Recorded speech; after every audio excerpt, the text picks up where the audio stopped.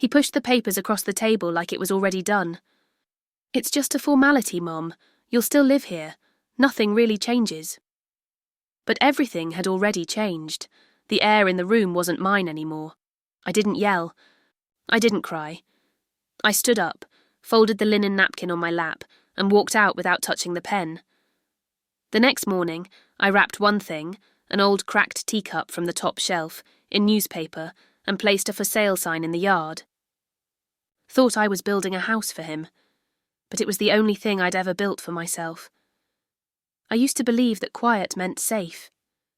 That if you were gentle enough, helpful enough, invisible enough, no one would hurt you. I lived most of my life like that, fitting into spaces like water in a glass, never overflowing, never asking for more. I was a wife at 23, a mother by 25. By 30, I'd learned to stitch shut any part of myself that asked too loudly. What about me? We bought the house when my son was just 4 years old. It was a squat red brick ranch with creaky floors and a sloped backyard, filled with maples. My husband Daniel picked it because he said it had bones. I picked it because I could imagine a life unfolding there, birthday parties, book club, hanging laundry out back in the breeze. I painted the nursery myself, lemon yellow, even though everyone said blue. I sewed the curtains, baked bread on.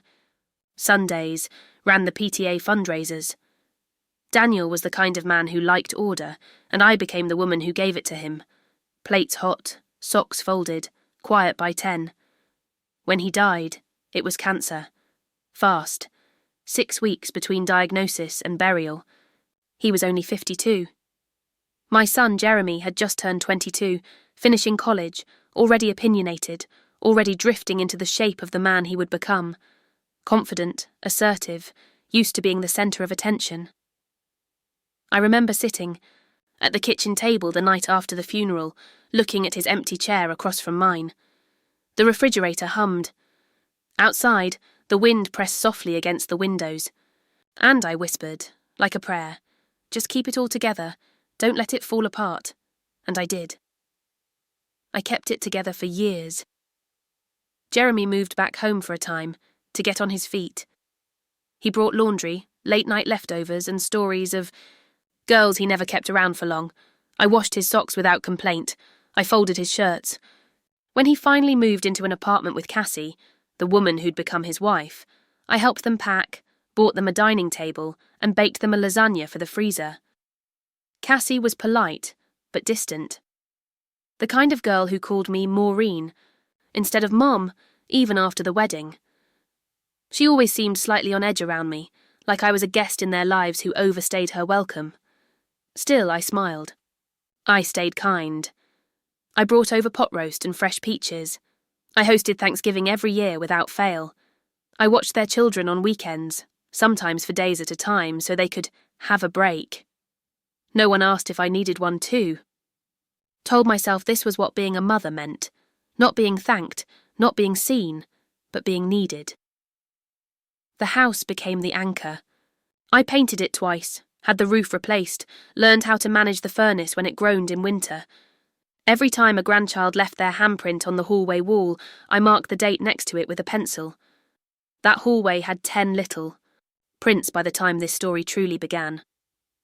Jeremy called it the family home, but it never felt like family came without expectations. They loved the space, not the solitude it required me to maintain. I heard Cassie tell someone once, "It's basically going to be Jeremy's anyway. I mean, she wouldn't not leave it to him." And I pretended not to hear. You have to understand, I wasn't resentful then.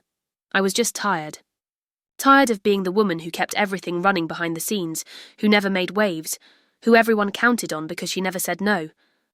That's who I was before everything changed. The kind of woman who apologised when someone bumped into her cart at the grocery store. The kind of woman who watered plants for the neighbours, even when she was sick with a fever. The kind of woman who never let herself want anything that couldn't be neatly folded away at the end of the day. Was the shadow in the family photo. The one standing slightly off to the side, holding someone else's coat, making sure the flash caught everyone else just right. But deep inside, Beneath the good manners, beneath the pie crusts and the polished silver, I was quietly grieving. Not just my husband, not just the passing years, but the steady erasure of myself. Every once in a while, I'd sit on the back porch watching the maple leaves turn gold in October, and I'd wonder, what if I just left? What if I just packed a bag, left a note on the fridge and started over somewhere else? But I never did. Because good mothers don't leave. Good mothers don't choose themselves. Good mothers stay. Or so I believed, until one day, I didn't. I thought holding everything together made me strong. But the cracks had been there for years, hiding beneath wallpaper and polite smiles. All it took was one request, wrapped in entitlement, to shatter it all. The truth is, I was proud of that house. Not just for its clean gutters and polished floors, but for the life I had built inside it. Quietly, piece by piece. It wasn't grand, but it was dependable. I'd poured my soul into every square inch, but over time that soul had started to feel borrowed. Like the house wasn't really mine anymore, just a vessel holding everyone else's needs. It started with the little things. Jeremy and Cassie had key copies made without asking. In case of emergencies, they said. But I noticed they'd let themselves in even when I wasn't home. They'd borrow tools, let the kids raid the fridge, leave muddy footprints across my kitchen tile. At first, I said nothing. I told myself this is what family is. Then came the requests. Can you watch the kids Friday night? We're out of town this weekend, can they stay over? We forgot the baby monitor. Could you drop it off? I did it all, even when I was tired. Even when my knees ached from cleaning up toys at midnight. I was the babysitter, the dog sitter, the housekeeper, the bank. When their car broke down last year, Jeremy asked if I could help with the down payment. I said yes without hesitation. I dipped into my savings. Again. That was the 4th time in 5 years. I never kept count, not really. But I remembered the way he didn't even say thank you. Just nodded like it was expected. I suppose that's what stung the most. The expectation. Somewhere. Along the way, I stopped being seen as a person with a life of her own and became a utility, a faucet that turned on whenever someone needed something. And the strange part? I thought that was love. I really did. I thought that if I stayed useful, they'd stay close. If I gave everything, I'd finally feel needed in a way that filled me up. But love without boundaries becomes a transaction, and transactions don't hold tenderness, they just drain. I had dreams once. After Daniel passed, I wanted to travel. Nothing extravagant, just little things. A train trip through Vermont in the fall, a weekend cabin with a view of a lake. I used to imagine painting the way I did in college, setting up a little easel by the porch, capturing the way the sunlight hit the maples in October. I even looked up prices for art classes downtown. Never enrolled, I always talked myself out of it. There's a birthday coming up. They need help with the tuition. The roof needs replacing again. There was always something. The one indulgence I allowed myself was tea. Real leaves, steeped in a little ceramic pot I'd had since Daniel gifted it to me on our 10th anniversary. I drank it alone in the mornings, before the house woke up. That was my time. That, and the garden. Oh, the garden. I planted every rose. Bush, trimmed every hedge, shaped the lavender like a soft border around the patio. Jeremy once joked, "You spend more time out here than inside." He didn't realise. It was the only part of the house that still felt like mine. The rest belonged to everyone else. Cassie had started rearranging furniture without asking. "Just trying something new," she'd smile. One day, she swapped out my curtains for blackout drapes, said they were more modern. Another time, she boxed up my ceramic dishes and replaced them with some stark white ones from IKEA. She didn't ask. She just did. And Jeremy never stopped her. I started to feel like a guest in the house I cleaned, the house I paid for, the house I poured my youth into. It wasn't just the things they did, It was the way they assumed I'd always say yes. One Sunday I told them I couldn't babysit. I had a headache, I said. Jeremy looked confused. Cassie just sighed. Well, what are we supposed to do now? Not are you okay? Not can we help? Just what are we supposed to do now? That was the day I realised something deeply painful. They weren't thinking of me as a person. They were thinking of me as part of the house, like the old couch or the pantry, reliable, useful, always there, and I had allowed it. Every time I said yes when I meant no. Every time I stayed silent when I wanted to scream. Every time I swallowed the sting of being overlooked, forgotten, minimised. This wasn't just about them. This was about me. I had built a life that looked like love on the outside. But inside, it was hollow, because I was nowhere in it. Then came the afternoon he brought up the future. His words were sweet, practiced, but I saw it in his eyes. He wasn't asking, he was claiming. It was a Thursday, late afternoon.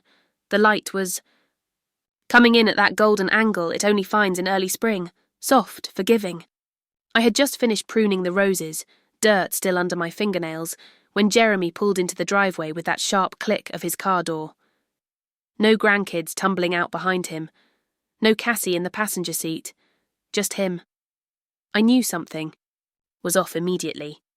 He walked up the porch with a folder in one hand and a to-go coffee in the other, one of those insulated ones from the cafe down the road. He handed it to me like a bribe.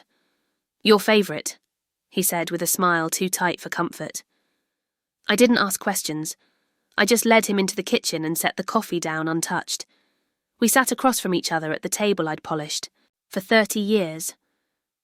He looked down at his hands before he spoke, something rare for a man who was always so sure of his words.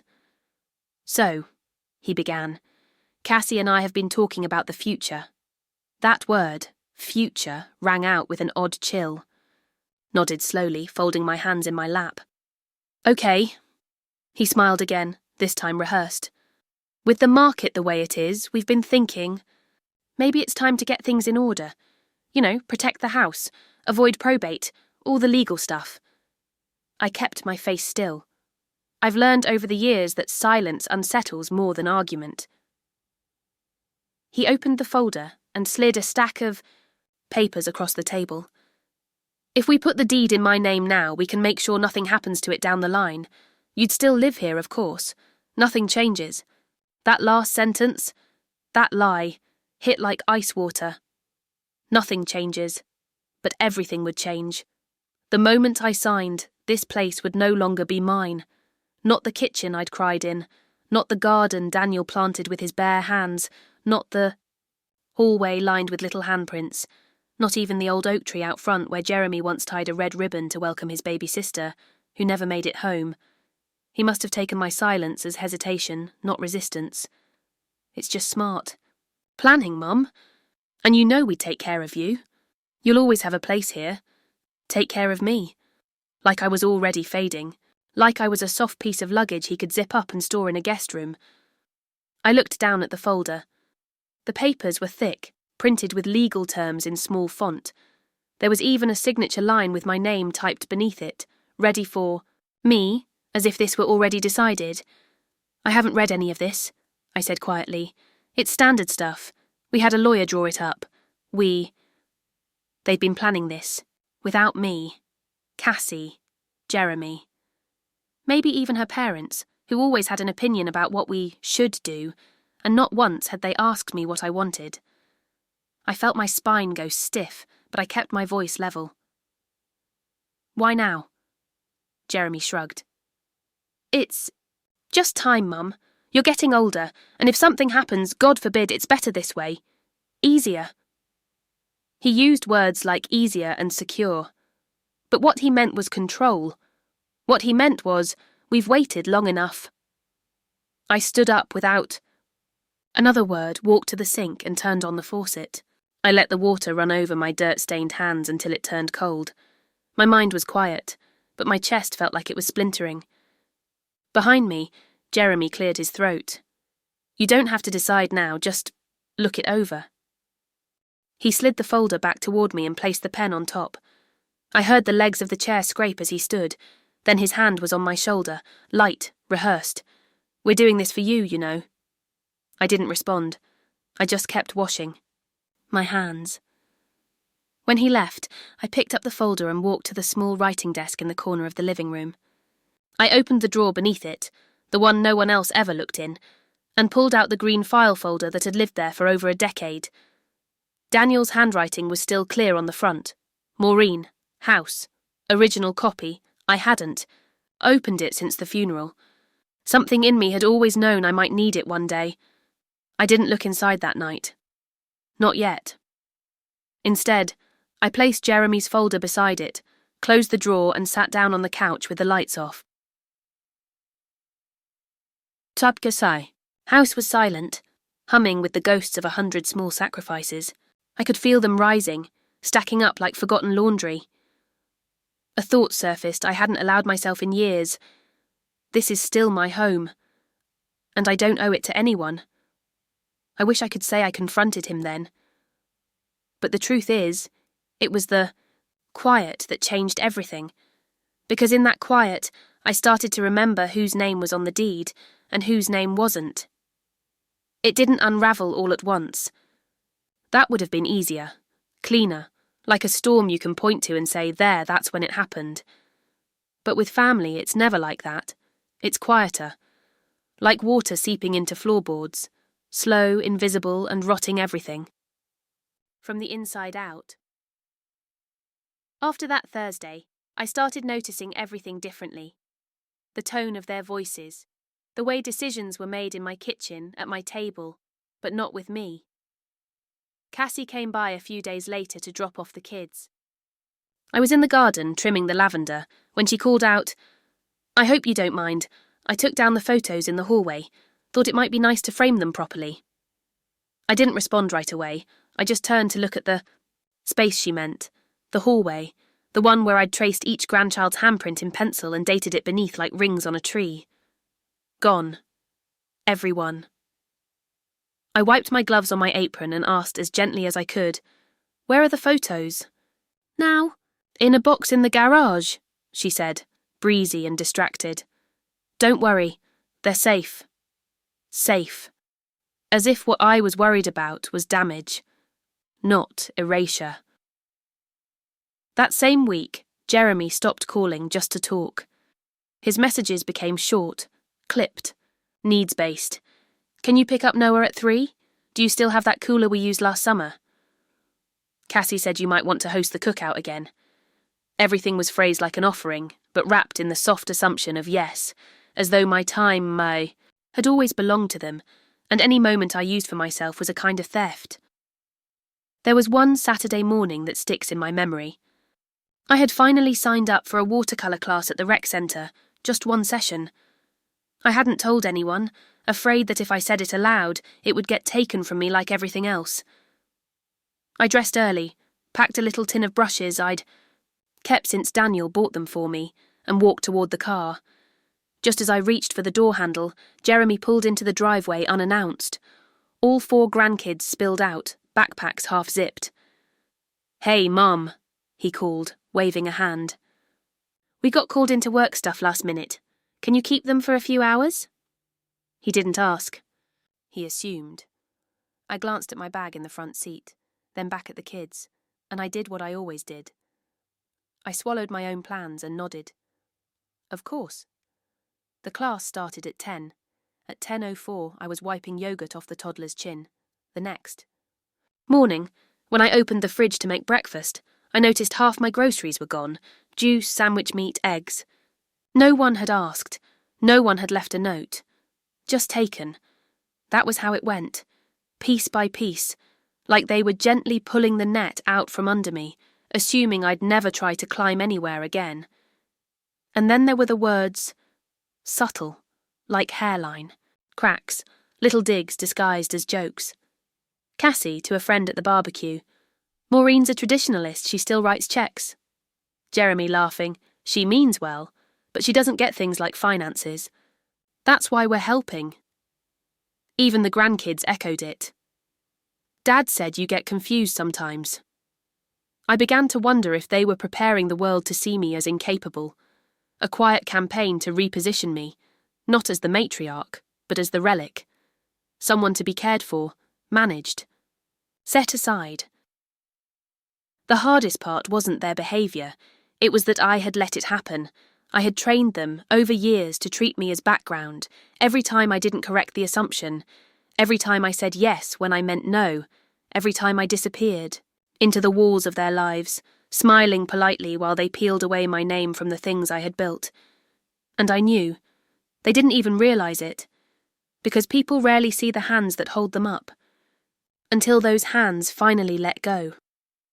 That night, I went into my room and opened the drawer where the green folder waited. I hadn't dared open it since placing Jeremy's papers beside it. But tonight, I slid out the contents. Daniel's original. Will, typed on onion paper, brittle with time. There, in plain language. The house is to remain in Maureen's sole possession until her death or sale, not to be transferred under duress or pressure. Not to be transferred under duress or pressure. Daniel knew. He knew. Even then, some part of him must have worried about how easily I'd give away everything I had to keep the peace. So when Jeremy returned with that same folder and that same gentle insistence, I was ready. I didn't argue, I didn't plead, I simply smiled and started packing. It was the 4th time he brought the folder. This time he didn't bother with coffee. No small talk, no reassurances. He stood in the doorway, silhouette framed against the light, holding those papers like they were a gift instead of a line I wasn't ready to cross. I brought the notary this time, he said, like it was a courtesy. Like it was the next logical step in some family plan I had apparently signed onto in silence. I was at the kitchen sink, washing the last of the china from a dinner I hadn't been invited to, Cassie's birthday, hosted at her mother's home. With friends and neighbours I'd known for years but hadn't seen in months, they sent me leftovers in foil. I dried my hands slowly, deliberately, the towel soft and worn. I turned to him, met his eyes and said nothing. He walked in like he owned the air. Set the folder down on the dining table. My table. We've gone over this.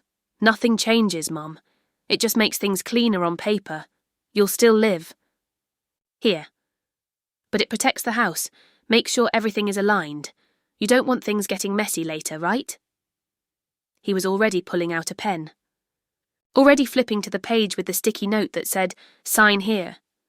The notary stood just outside the screen door, flipping through her phone like this was routine.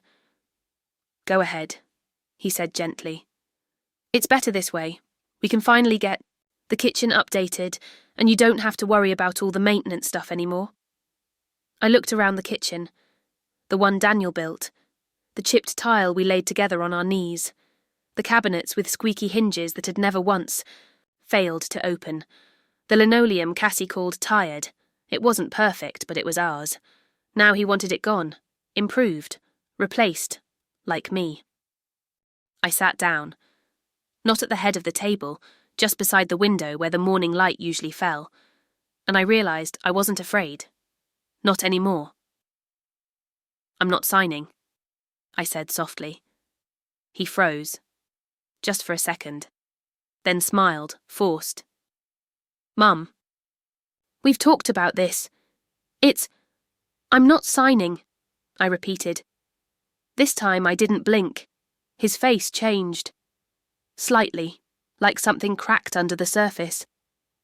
He leaned on the table, his voice dropping low. "This is for your protection, for the family. Don't make this harder than it needs to be." That's when it happened.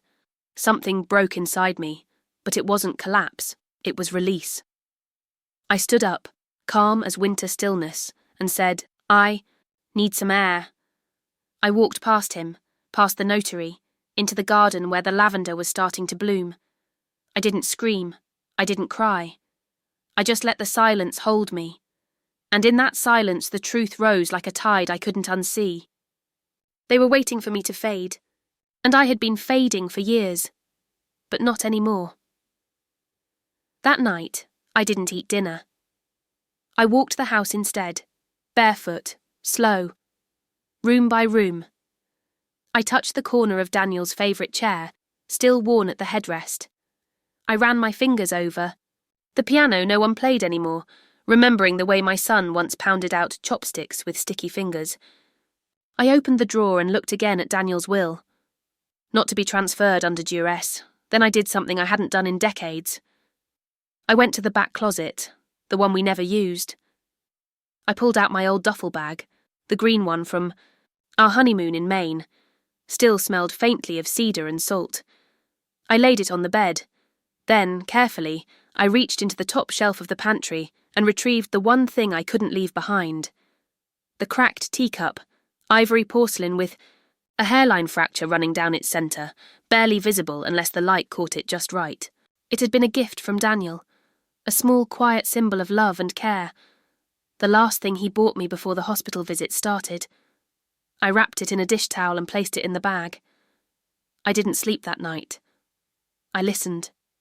To the house, breathing.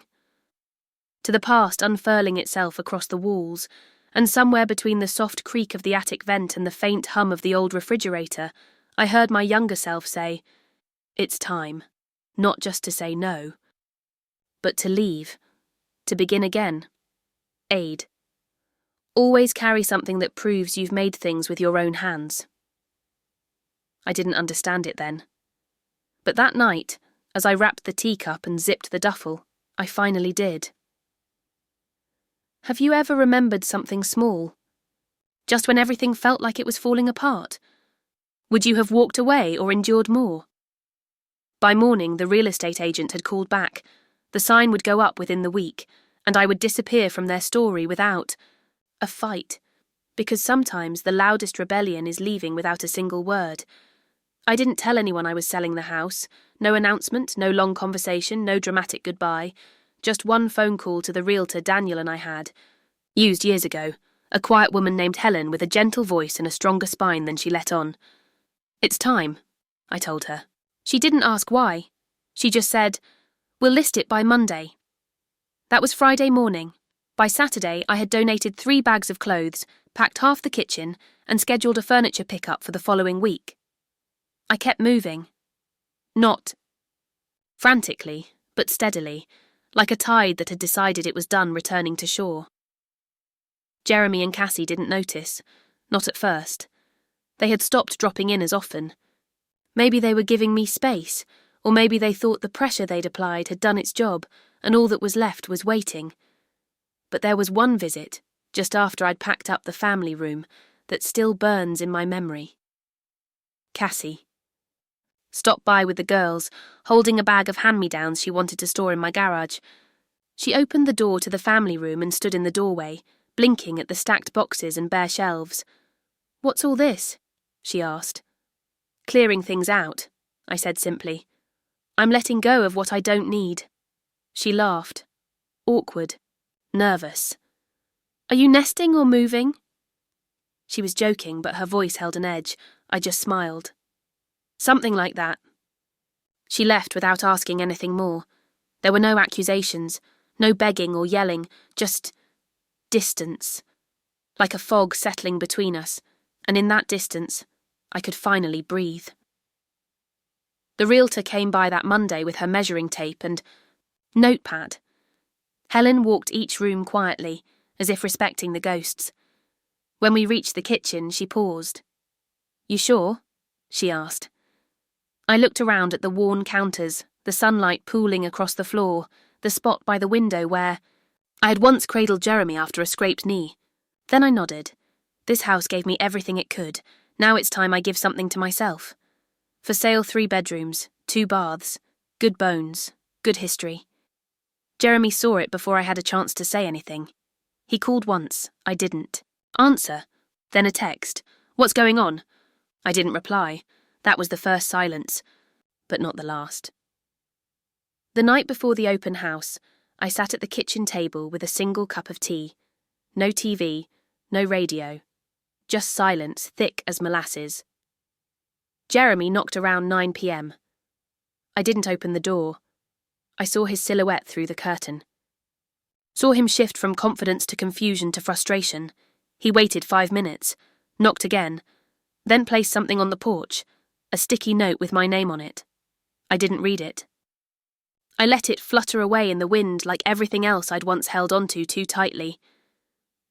When the realtor called the next day to say there were 3 offers over asking, I didn't feel excitement.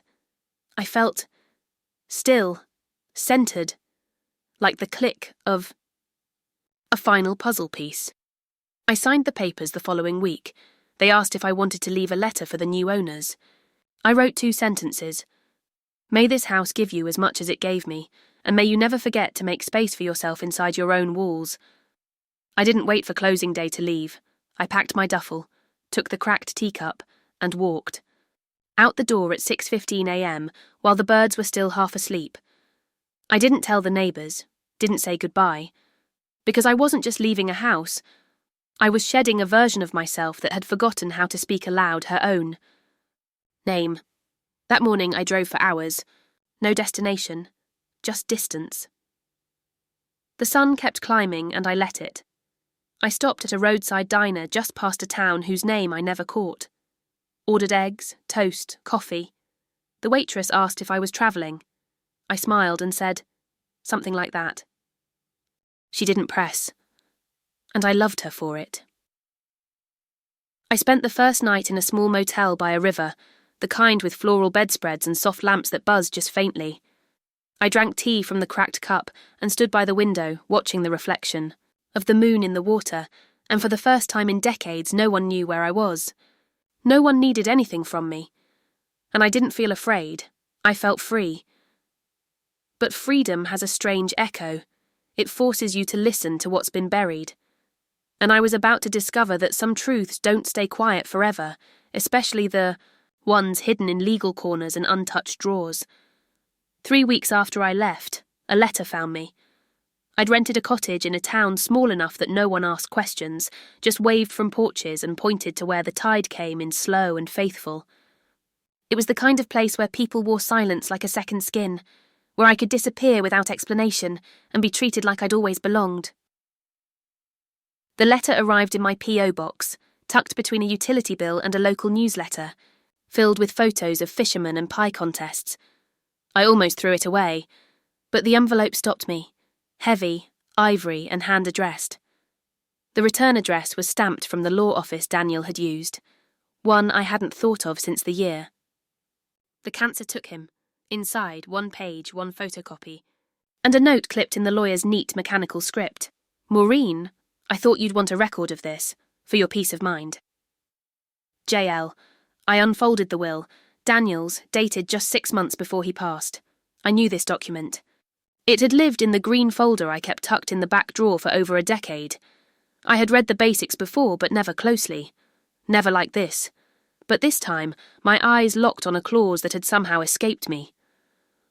The house shall remain in the sole possession of my wife, Maureen, until her natural death or personal choice to sell. Under no condition shall the deed be transferred, signed over or entrusted to descendants, in-laws or guardians under coercion, expectation or premature claim. A pause. Then the second page, an attached note from the law office, typed and dated, client's son, Jeremy redacted, inquired in 2009 and again in 2016 regarding his rights to Maureen's property. Both times he was advised no such rights existed and that Maureen's ownership was final and protected under the terms of the will. My hands began to shake, not with fear, not even with rage, but with knowing what I had felt all along. He didn't ask me to sign those papers because he thought it was right. He asked because he already knew he had no claim. He knew. And still, he stood in my kitchen, smiled, pressed, pretended. I sat down on the edge of the guest bed, though it wasn't really a guest bed anymore. It was my bed now, my space, my beginning. And I reread that line. Coercion, expectation, or premature claim. Daniel knew. He had known our son's charm wasn't always innocent, that his confidence came with a price, that even grief couldn't soften entitlement once it calcified. I had thought Daniel left me the house, But really he left me a boundary, a final fence, a whisper from the grave. Don't let them take what you built. I spent the rest of that day in quiet, not sulking, not unravelling, but listening. To the birds near the window, to the teacup clinking against its saucer, to my own breath, steady and certain. I walked along the sand that evening barefoot, letting the water kiss my ankles. The tide was low, exposing smooth rocks and soft ridges. I didn't cry. I didn't write Jeremy. I didn't confront or accuse, because I finally understood something I hadn't before. Confrontation is not always power. Sometimes the most dignified answer is no answer at all. He had tried to write a new story, but I had already signed my name to the truth. Back at the cottage, I placed the copy of the will in a drawer beside my bed, not for protection, not to wave like a flag, but as a reminder of what it cost me to wake up and what I refused to forget. It wasn't just about the house, it was about all the small things that had been taken in the name of family, my time, my rest, my voice, my worth. And now, every piece of it was coming back to me, slow, quiet, and mine. 2 days later, I received a message through Helen, the realtor. She had forwarded it reluctantly, after confirming my permission. Jeremy's email was short, full of a kind of blame disguised as bewilderment. Why didn't you just tell us? We could have figured something out. I don't understand what you're doing. I didn't respond. He wasn't really asking. He was just mourning the version of me that used to say yes. Let him mourn. I didn't leave to teach anyone a lesson. But sometimes distance is the lesson. That night, I lit a candle and brewed a cup of tea. The cracked porcelain glowed in the lamplight like a memory I no longer needed to hide, and I whispered a single sentence aloud. You knew. And I know now too. That was enough. I thought peace would feel like silence. But in that stillness, something unexpected arrived, not apology, not regret, but a knock I never anticipated, and a visitor who saw me truly for the first time, the days blurred in the best possible way. I woke when I pleased, ate when I was hungry, walked when my bones felt stiff or my thoughts too loud. I discovered I like the sea best before sunrise, before the gulls and the boats, before the world expected anything from me. I found a little art store 5 blocks from the post office. It smelled of linseed oil and paper. One afternoon I walked in, bought a set of watercolours and a small block of cotton paper. The owner, a kind woman with silver braids and clay under her fingernails, nodded as if she'd been waiting for me to realise something I hadn't known I needed. I used to paint, I said aloud, though it felt like a confession. She smiled. Then you still do. I painted the sea first, not as it was, but as I felt it, heavy, grey, endless. Then the house, not brick for brick but as memory, the corner of the porch, a splash of roses in bloom, the curve of a worn garden path. I didn't need photos. I had every inch of that home memorised like scripture. No one knew where I was. I kept the prepaid phone but checked it rarely. Messages trickled in from neighbours, a church friend, even Jeremy's youngest asking why Grandma missed her birthday. I read them, saved some, deleted others. I responded only to one. Are you okay? That one came from my sister in Ohio. We hadn't spoken much in the last few years, not by anger, just distance. I wrote back, I'm okay. I'm quiet. I think I needed both. One rainy afternoon, I stood in the tiny living room of the rental, looking at the small stack of paintings I'd made. I realised I had no desire to hang them. They weren't decorations. They were recovery, brushstrokes of healing, proof that I still existed beyond who I had been for everyone else. And then, just as the rhythm of solitude began to root itself in me, there was a knock at the door. I thought it might be the landlady or the man who delivered the propane. But when I opened it, I saw her, small, damp from the rain, hair frizzing at the crown. Emily, my granddaughter. She was 15, maybe 16 now, tall like her father, but with Cassie's sharp brows and a nervous smile that didn't reach. Her eyes. "Hi, Grandma," she said, like we'd just spoken yesterday. "I took a bus." I stepped aside without a word, motioned for her to come in. She carried a duffel bag I recognised, one I had once filled with sleepover clothes and late-night snacks. "I didn't tell them," she added, eyes darting toward the floor. "They'd just say no." I made tea while she peeled off her wet jacket and sat on the couch like it was made of glass. For a while we said nothing, just listened to the kettle and the rain. Then, quietly, she reached into her backpack and pulled out something wrapped in a plastic sleeve. A document. Faded. "Folded, familiar. The green folder," she whispered. "I found it in the drawer at home." I took it gently, hands steady. She had brought Daniel's will. "I read it," she said. "All of it. Dad said you just left, but I think you needed to."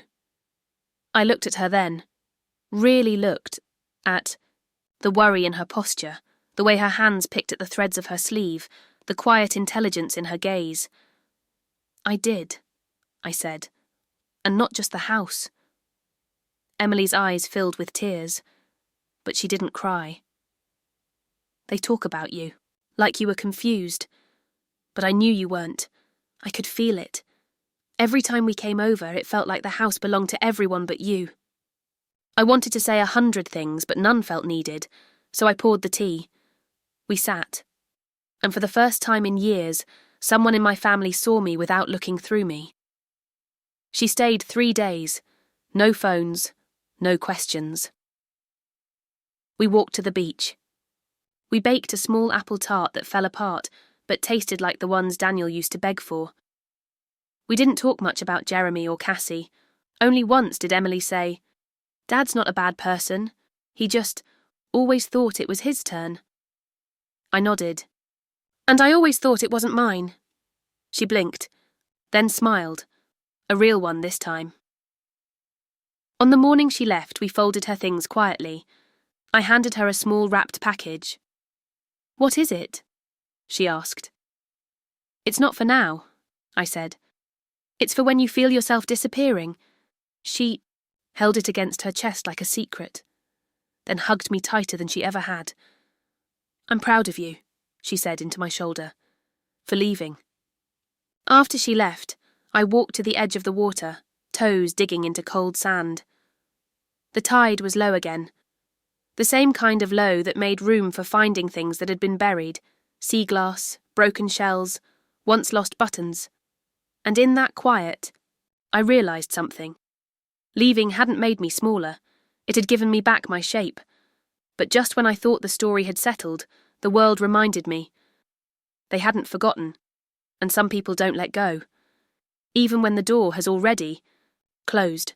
It started with a text, then a second, then a string of messages like beads on a thread pulled too tight. "Jeremy again, we need to talk." "You've made things harder than they needed to be." "Cassie's parents think we should have involved a lawyer. I didn't want to, but we might have to." No apology, no acknowledgement, just noise dressed in consequence. I stared at the words on the cracked screen of my prepaid phone, then pressed the button that deletes everything at once. I didn't even pause. 2 days later, Cassie posted on Facebook. I wasn't on it anymore, but a friend from the old church emailed me the screenshot. "It's sad when the elderly make major decisions in isolation. Families should protect their parents, not just wait for disaster. Prayers appreciated." A dozen comments followed, half sympathetic, half vague and biting. One said, "She never seemed unstable, but I guess you never know." Another, "Maybe someone influenced her." Laughed, not bitterly, just softly. Because it was so predictable. When a woman bends herself for decades, they call her noble. But the moment she straightens her spine, they question her mind. They tried to draw me back with guilt. Jeremy sent photos of the kids, smiling, holding up birthday cards I hadn't signed. Cassie emailed, saying they were concerned about me. Jeremy's voice appeared on my voicemail just once, measured and firm. "You can't just disappear, Mum. That's not what family does. We're not the enemy." But they had never really seen me as family. Not the way I needed to be seen, not as a whole person with limits, wants, dignity, only as the woman who answered every phone call and made every casserole and never asked for anything back. When I stopped playing that role, they panicked, because now they had to live without the soft net of my compliance. Still, there were hard days. I won't pretend I didn't sit on the porch some nights and wonder if I'd gone too far. If I'd hurt them more than they deserved. If Emily would get caught in the crossfire. But then something small would happen. Something only freedom could allow.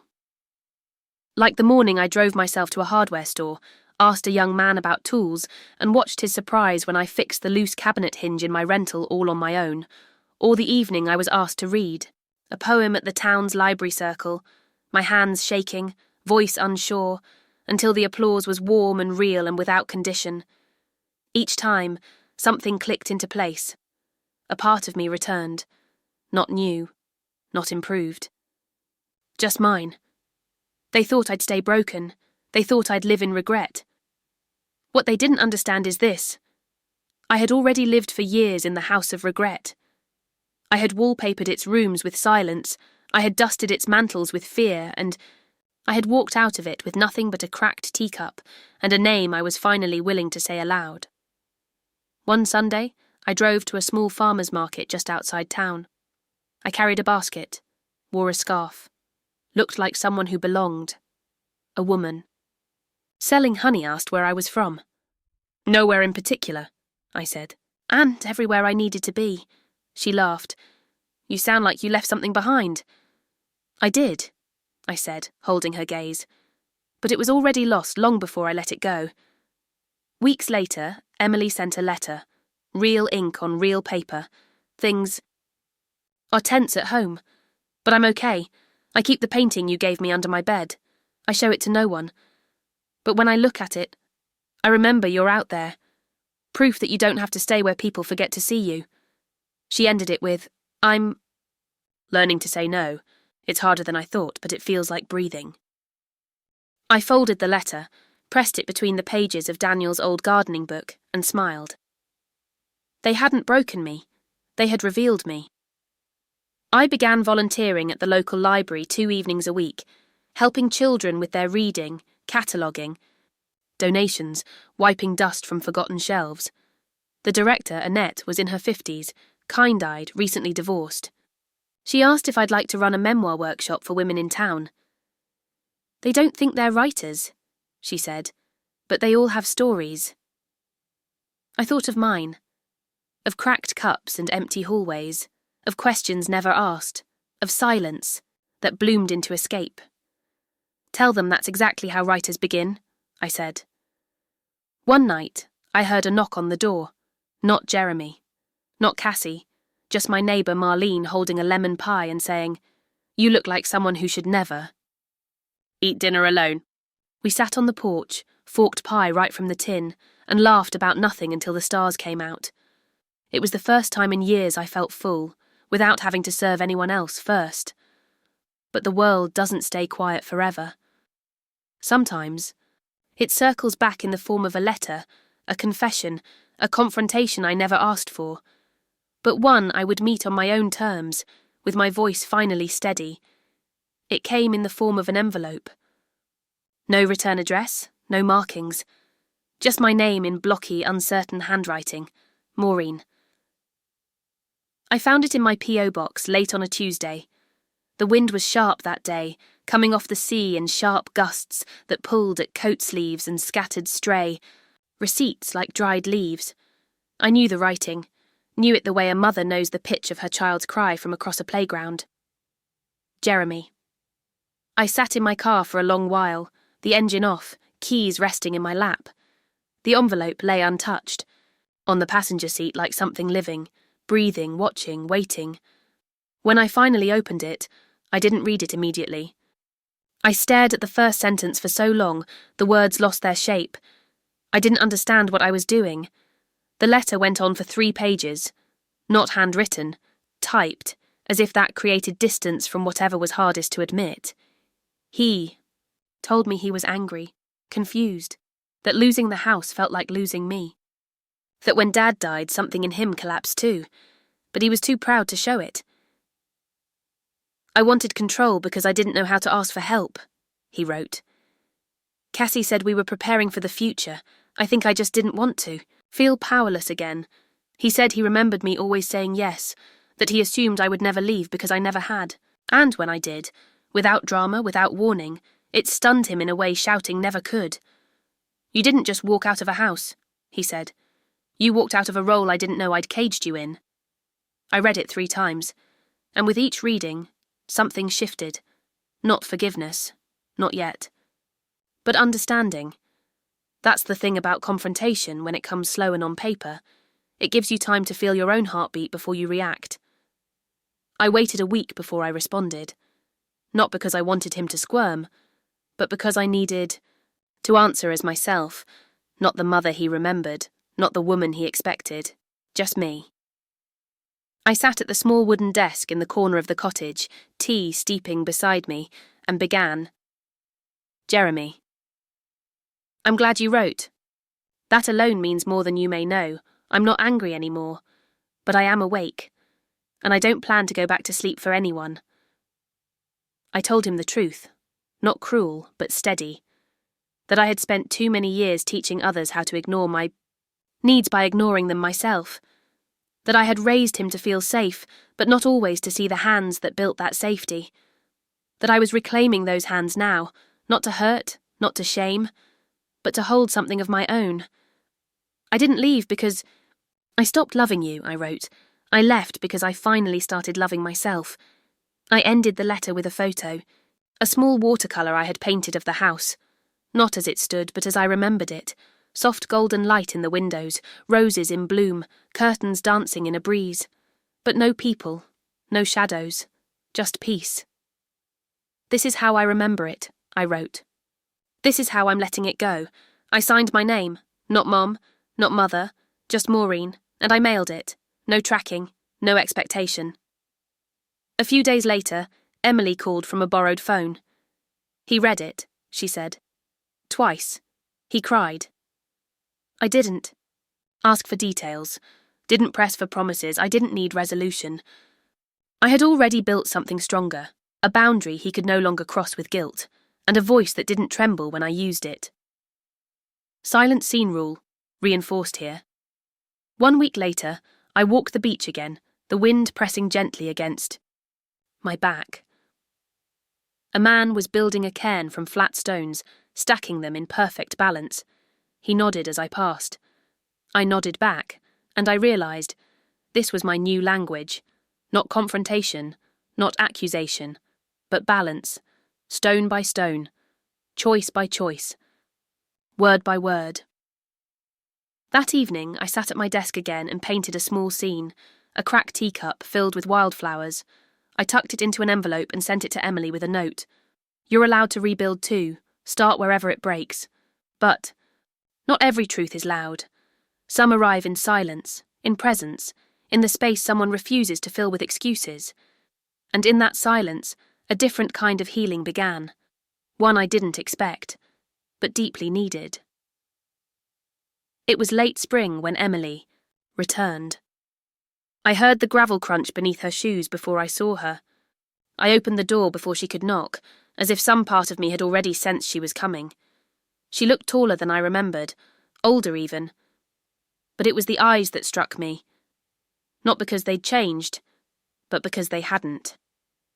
They still held that soft, searching depth I'd seen in her since she was a baby, when she used to crawl across my kitchen floor and look up at me like I held all the world's secrets in my apron pocket. She didn't say hi this time. She just hugged me, long and wordless. We moved through the cottage without need for ceremony. I poured tea. She took off her shoes and curled onto the couch like she'd done it 100 times. I didn't come for answers, she said. I came because I missed the quiet. I nodded. Sometimes that's the only thing worth coming back for. We didn't talk about her parents.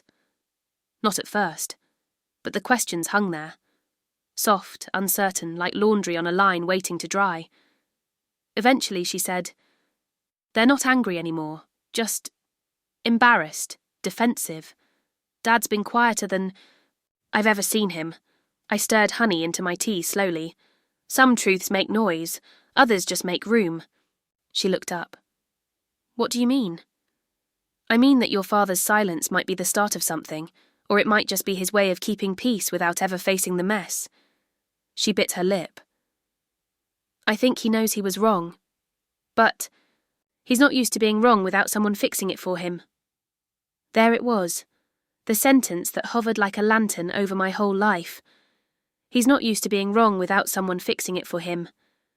I had spent decades fixing things for him, making excuses, smoothing over, apologising on his behalf to teachers, to neighbours, to his wife, to myself. And in doing so, I taught him how to avoid reckoning with the truth. We sat in silence for a while, the kind that doesn't ask for words. Then Emily reached into her bag and pulled out a sketchbook, worn, soft at the edges. I've been drawing more, she said. After you sent the painting, it reminded me that I don't have to ask permission to be creative, that I can just begin. She flipped it open to a page near the back. It was a drawing of me. Not exact, more impressionistic. A woman sitting at a window with a teacup, the ocean behind her, wild roses blooming around the frame. I started this the day after I got your letter, she said. I didn't finish it. I didn't want to. I smiled. Why not? Because I like knowing. There's still more to see in you. My throat tightened, but I didn't cry. Instead, I reached over and placed my hand on hers. You see more than most adults ever bother to. She shrugged. You taught me how. By disappearing. Silent scene rule. Activated again. That night, we didn't talk. We made grilled cheese. We washed dishes without music. We played 2 rounds of a card game with no name and no scorekeeping. Then we sat on the porch as the moon slid up behind the trees. No stories, no justifications. Just the shared understanding between 2 women. One, still growing, one still healing, and in that silence I felt something shift. It wasn't reconciliation. Not yet, but it was the soft sigh of a wound beginning to close. The next morning, Emily left a note on the pillow. I don't know if they'll ever fully understand, but I do. And I think that's enough for now. She drew a small sketch beneath. Her words, my teacup full of wildflowers. I tucked the note into my journal. Right beside the copy of Daniel's will. Proof of 2 things. That someone had protected me long ago, and that someone else was watching me protect myself now. Later that week, I received one last letter, not from Jeremy, from Cassie, typed. Brief, but honest in a way I didn't expect. I misunderstood you. I thought your silence was stubbornness. I didn't realise it was survival. She didn't ask me to come back, didn't ask me to explain, just ended with, if Emily visits again, we won't stop her. That was all I needed, not to be welcomed, not to be justified, just to be unblocked. That night, I painted again. This time, a window overlooking a garden. Inside, a woman not looking out but reading, shoulders relaxed, mouth just slightly upturned. It was the first time I had painted myself not as the keeper of the house, but as the occupant of her own life. But healing is never clean. It comes in waves, some warm, some bitter. And sometimes the people we've forgiven show us why we had to walk away, all over again. Do you believe quiet dignity is stronger than revenge? The thing about healing is, it's never as graceful as the stories make it sound. It comes in fits and trembles. It rewinds. It makes you doubt your strength in the very moments you thought you'd finally found it. I had imagined peace would look like closure. But what it really looked like was making tea while reading a letter that made your stomach turn. Because Jeremy wrote again. This time it wasn't apology. It wasn't blame. It was something in between. Half olive branch, half thorn. Cassie's parents have offered to help with a down payment. We're looking at buying, but it's complicated. Without the house in our name. You know, the one we thought we'd raise our kids in. You blindsided us. I think you know that. And maybe you had your reasons, but we're still picking up the pieces. I hope you're proud of how hard you've made things. There it was. A new kind of manipulation. One that cloaked itself in guilt instead of demand. He hadn't changed. Not really. Just softened the edges of his entitlement. Tried to lay it at my feet like spilled milk he wanted me to mop up. I read the letter twice, then folded it into a drawer I no longer opened out of habit, but intention. Because I didn't owe that pain a place on my table anymore. I walked down to the beach after that. The tide was high, sharp, cool. I watched a gull circle 3 times before landing with a delicate thud in the sand. I didn't cry. I didn't rage, I just breathed. In, out.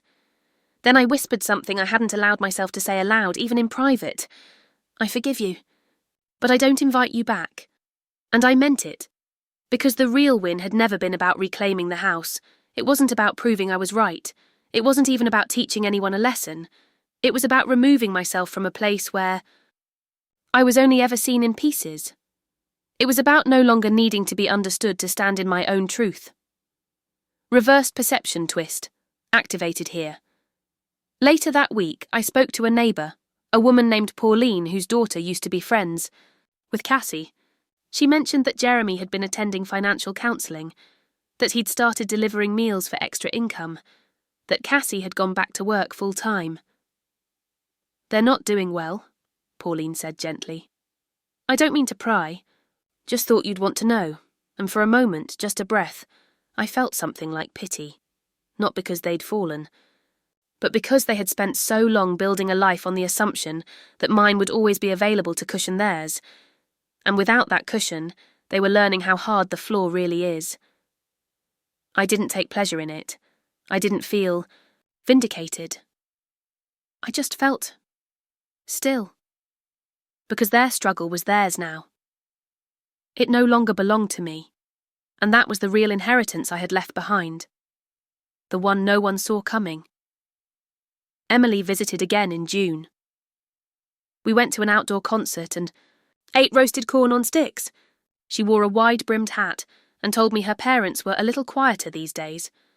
She said Jeremy had mentioned wanting to reconnect, but didn't know how. I told him to write, she said, and to expect nothing. I nodded. That's more grace than I gave him. She smiled. You gave him something better. You gave him a boundary. The next day, I painted again. A woman walking away from a home without looking back, not because she didn't care, but because she finally understood that care had to include herself. I mailed it to a gallery in a neighbouring town. They accepted it, said it spoke to a quiet kind of power, and I thought, yes, that's what this all was. A quiet kind of power. No speeches, no slammed doors, no revenge. Just the slow, steady reclaiming of breath, space, voice. In the end, I didn't win by selling the house. I didn't win by walking away. I didn't win by proving Jeremy wrong. I won by no longer needing his permission to live my life. I won by choosing stillness over spectacle, by letting silence say what 1,000 shouted words never could. One evening, I sat on my porch, tea in hand, listening to the soft rustle of pine trees. The sun slipped behind the horizon, and I watched the sky change like a watercolour, layer by layer. Emily had left that morning, but the chair beside me still felt warm, and I thought about all the women I'd known over the years. Church, ladies, neighbours, my own mother. All of us so used to shrinking, softening, stepping aside. So good at being useful, we forgot how to be whole. But I remembered now, and the beauty of it was this. I hadn't needed to raise my voice to find it. What would you have done in my shoes? Do you believe quiet dignity is stronger than revenge? The world didn't change when I chose myself, but I did. And in that shift, everything realigned. Because what I rebuilt in silence could never again be taken from me. I used to believe that the loudest stories were the truest, that the things worth remembering came wrapped in sound and ceremony, weddings, funerals, graduation speeches. But it turns out, the moments that changed me most were quiet, a cracked teacup in a travel bag, a folded letter, a silent knock unanswered, and a name, my name, spoken aloud with no apology. Maureen. Just that. No title, no obligation, no demand. People ask if I regret it, if I miss the house, if I ever wish I'd handled it differently. The honest answer? I miss the garden in late May. I miss the way the maple outside the kitchen turned orange first, as if it couldn't wait for fall. And I miss the sound of my grandchildren running through the hallway, their laughter echoing off the walls I once washed by hand. But I don't miss disappearing. I don't miss being everyone's anchor while quietly drowning. I don't miss trading pieces of myself for peace I never truly received. Some mornings now I wake early and walk to the beach with tea in a thermos and a notebook under my arm. I sit on a bench just beyond the dunes, where the sea foam reaches only in whispers, and I write. Not for anyone else, not for legacy, just to hear my own voice echo back in the pages. I've filled 5 journals since I left. Not all of them are about what happened. Some are just lists of things I love, the sound of gulls before dawn, the way wind moves through pine, the smell of old bookstores, the silence of being alone without being lonely. There's a kind of wholeness that comes after long absence, not just from places, but from yourself. I had been gone from myself for so long that at first I didn't recognise the woman in the mirror, not because she looked different, but because she wasn't waiting for permission anymore. She wasn't bracing, wasn't apologising, wasn't rehearsing her quiet surrender. She was just there, breathing, choosing, being. Emily writes to me often now, sometimes by email, sometimes by letter, depending on her mood. She tells me about her drawings, about how her father has started attending therapy, about how Cassie has gone quiet, not out of anger but reflection. I don't ask for more, because healing doesn't always come in the form of reunion. Sometimes healing is knowing you can love people from far away, and sometimes it's realising they'll have to meet you at the distance you've chosen, or not at all. A woman in town commissioned a painting from me last month. She wanted something that reminded her of coming through something hard and finding light on the other side. I painted a cottage at dusk, warm lamplight in the window, a single figure on the porch with a book in hand. In the corner of the canvas, small and nearly hidden, I painted a cracked teacup on the railing, filled with blooming violets. She gasped when she saw it, said it felt like hope. I didn't tell her the full story, but I nodded and said, "It was painted by someone who knows what starting over feels like. Sometimes I see tourists walking through the village with maps and iced coffees, and I wonder if they can sense what lives here beneath the charm. The women like me who had to unlearn silence, who built new lives not from revenge but from stillness, from breath, from the soft, brave act of choosing themselves after years of not. We don't carry banners, we don't write memoirs, but we exist, and we are stronger than most ever know." Daniel comes to me now in dreams, not as a memory of grief, but as peace. Sometimes he's in the garden, sometimes he's just drinking tea at the old table, nodding at me without words, and I think he would be proud. Not because I kept the house, but because I knew when to let it go, because I remembered who I was before the walls started whispering I didn't matter. If you ask me now what freedom tastes like, I'd say it's quiet, warm, earthy, like tea sipped alone at sunrise. If you asked what dignity looks like, I'd say it looks like staying soft when the world demanded hardness. Like walking away not to punish, but to preserve. Like saying no without raising your voice. Like being the woman who no longer needs to be understood to stand firmly in her own story. He thought I was building a house for him, but I was. Building a life I'd one day walk away from, standing tall, teacup in hand, knowing at last I was never behind the curtain. I was the one who built the stage.